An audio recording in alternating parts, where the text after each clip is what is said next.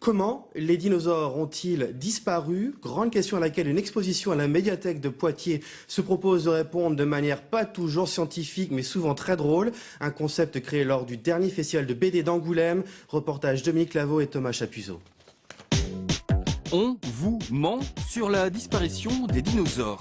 C'est en tout cas la thèse du professeur Lecoq, un scientifique farfelu dont on peut admirer les travaux et les bureaux à la médiathèque de Poitiers. Alors évidemment, tout ça n'est que le pastiche d'un traité paléontologique du 19e siècle, mais ses vertus sont clairement ludiques et pédagogiques. Les enfants vont aussi trouver leur compte puisque c'est des animaux, les silhouettes, elles sont forcément familières pour les enfants.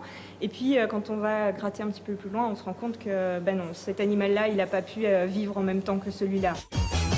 Tout cet univers est tiré d'un livre de Didier de Callan et Donatien Marie intitulé Les derniers dinosaures. Mais à Poitiers, on a décidé d'aller plus loin. L'université de la ville a ainsi prêté des ossements et tout le tissu des médiathèques est mobilisé autour de ces étranges voyageurs du Mésozoïque. Ça se décline aussi avec des livres pour enfants et puis des ateliers, du dessin, voilà, un certain nombre d'actions culturelles parce que c'est aussi ça, ce n'est pas que les médiathèques, ce ne sont pas que les endroits où on transmet des livres, des disques et des vidéos, mais aussi des endroits vraiment d'action culturelle.